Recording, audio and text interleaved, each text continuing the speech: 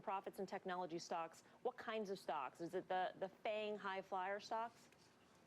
Yeah, some of those have just been so fast, gone up so fast, particularly the ones, in our case, that are relatively small portions of the benchmark, were the ones where we've taken a little bit more off the table.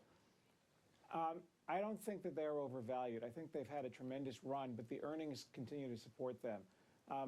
I think that right now we're finding better values in healthcare, which has been pretty beaten up. Some staple stocks have been pretty beaten up. So at the margin, we've been shifting a little money, but we're still overweight the total stock market. Tom, you're also in FANG right now, and you're still long FANG. You're not concerned at all that they have moved too far, too fast? Well, we're long FANG to the extent that it's a fairly big segment of the market in terms of the weightings. So we're not necessarily overweight those areas relative to the market. Growth has seriously outperformed value this year, and that trend looks like it will be continuing. So I think it'd be foolish to move completely out of those areas at this point, given the momentum that's behind them. But like Michael, we do agree that there's better value in other segments of the market, and we are rotating, and we certainly are seeing rotation in the market.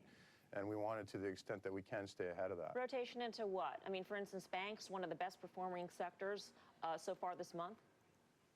Well, you've seen the warning shot that we had across the bow in technology. So we've been lightening up a little bit in the technology space. Certainly with energy prices declining as much as they have, energy has been a tough sector to be in.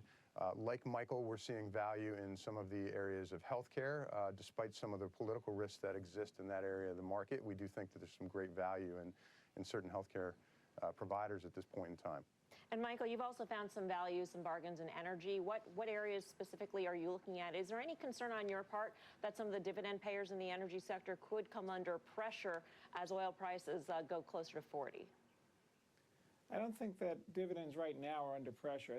The remarkable thing in the oil sector has been the degree to which the cost of extraction has dropped significantly over the past several years, and that has changed who sets the marginal price. So I think what you can also see is that companies will be much more adept at plugging holes, restricting supply as needed to keep the price within a trading range. That's different from even 2 or 3 years ago, when prices fell from 114 to 26. We're not going to see that again. So, Michael, when you take a look at the energy sector, what sorts of companies are you finding some values in? Are you in the ones that are more levered to a move higher in the price of oil, so like some of the shale operators? No, I think there's still a lot of risk there.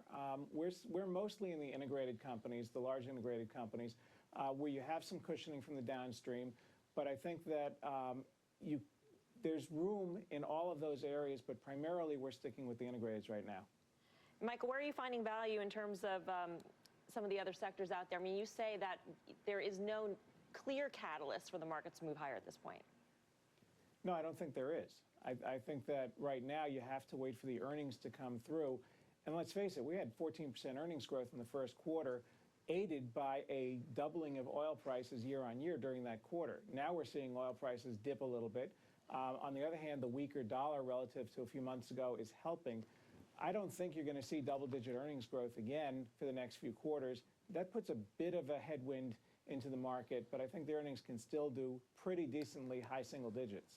And Tom, you're expecting a pause in the markets and then a resumption of the move higher later this year? That's right, Melissa. There is no clear catalyst to move the markets higher. They certainly could drift a bit higher.